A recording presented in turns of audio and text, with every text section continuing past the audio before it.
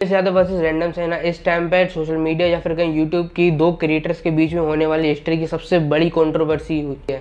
सबसे ज़्यादा अलग बात यह है कि पास्ट हिस्ट्री में जितनी भी कंट्रोवर्सीज हुई हैं वो अपोजिट आइडियोलॉजी के लोगों के बीच में हुई हैं, जैसे कि यूट्यूब वर्सेस टिकटॉक। पर इस टाइम पे ऐसा सब पहली बार हो रहा है जहाँ पे एक आइडियोलॉजी के लोग लड़ रहे हैं और कंट्रोवर्सी फैला रहे हैं। पर आखिर इन सब चीज़ों की शुरुआत आखिर कैसे हुई और कौन है इसमें सबसे बड़ा गिल्टी। पहले शुरू होती है मुंबई से, जहाँ पे एक चैरिटी मैच लीग खेली जा रही थी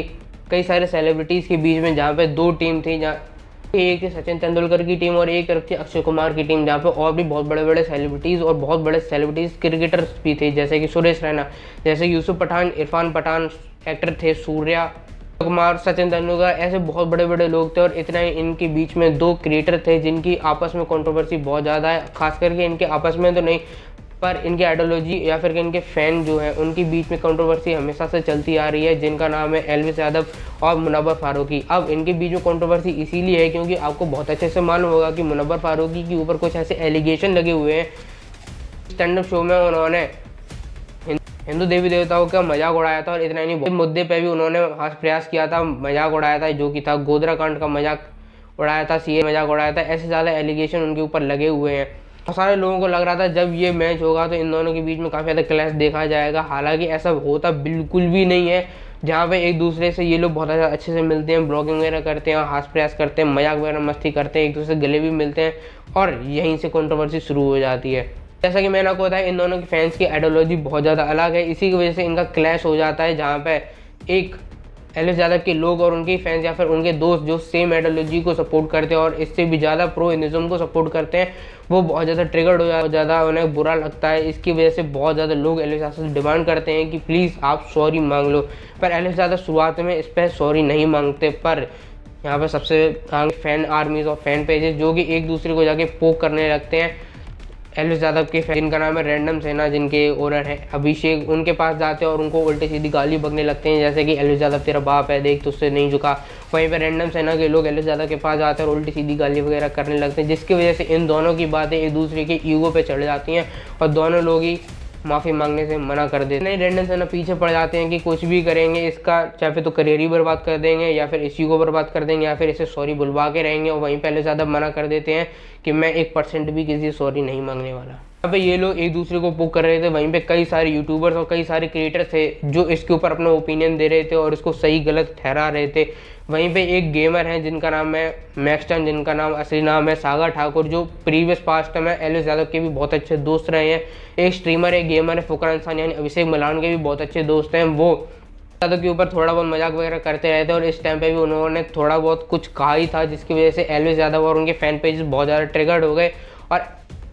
मैक्सटन को उल्टी सीधी गाली वगैरह देने लगे, जिसकी वजह से मैक्सटन ने उनके फ़ैन पेजेस को गवार कह दिया और जिसकी वजह से एल्विस यादव स्टैंड लेने के लिए आ गए अपने फ़ैन पेजेस का और उन्हें धमकी देने लगे कि भाई तू दिल्ली में ही रहता है, जिसकी वजह से ये लोग आधी रात को मिलने जाते हैं एक दूसरे से। और जब एल्विस यादव मैक्सटन से मिलने आते हैं और मैक्सटन उनके सामने हाथ बढ़ाता है तो एल्विस यादव अपने 8 से 10 दोस्तों के साथ उनके घर में घुस के उनको मारने लगते हैं। अब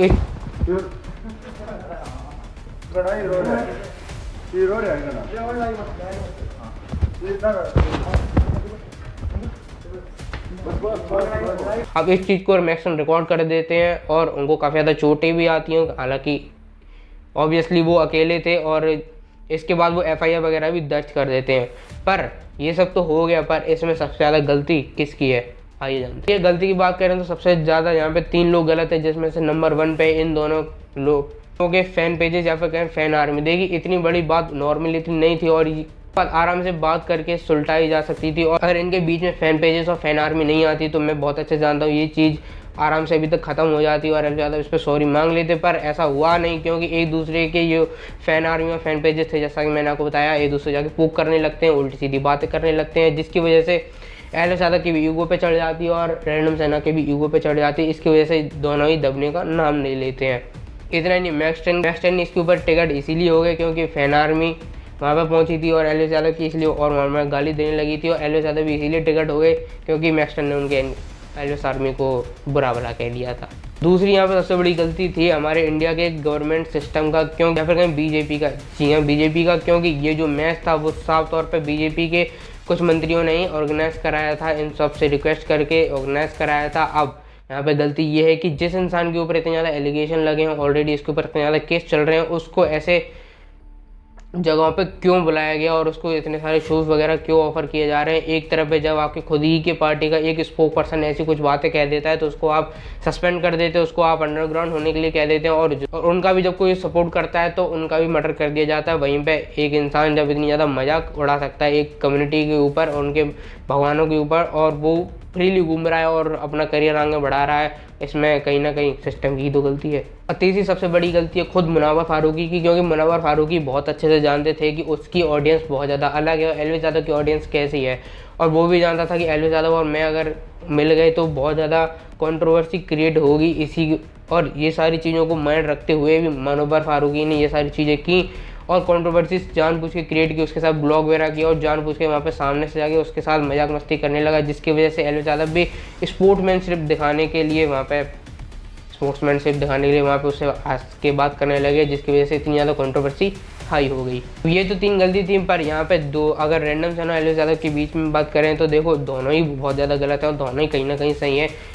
सैना कहीं किसी को सर्टिफिकेट देने वाले नहीं, और एलविस यादव कोई सर्टिफिकेट दे नहीं सकता कि वो हिंदू है, मुस्लिम है, मतलब एंटी हिंदू है या दोगली हिंदू है, कोई ने सर्टिफिकेट दे नहीं सकता। उन्होंने जो किया वो उनका है और रैंडम सैना का अपना है। और बाकी सबसे बड़ा दोगलापन रैंडम सैना का ये था कि जो इंसान को आप इतने साल से सपोर्ट कर रहे थे और वो भी भाई मान के सपोर्ट कर रहे थे, और जब आपकी एक बात से वो एग्री नहीं किया तो आपने उसके काले चिट्टे निकाल के सबके सामने रख दिया, उसको दोगला कह दिया, उसको 1000 गलतियाँ निकाल के सबको गिलाने लगे कि अब पहले ये गलतियाँ थी नहीं क्या। फिलहाल एलविस यादव के ऊपर काफ़ी ज़्यादा एलिगेशंस और काफ़ी ज़्यादा FIR वगैरह दर्ज हो चुकी हैं, शायद ये इनका करियर काफ़ी ज़्यादा दिक्कत में आ सकता है। बाकी आपकी इस वीडियो पे क्या राय है मुझे कमेंट में ज़रूर बताना। अगर ये वीडियो अच्छी लगी तो चैनल को सब्सक्राइब भी कर लेना प्लीज़।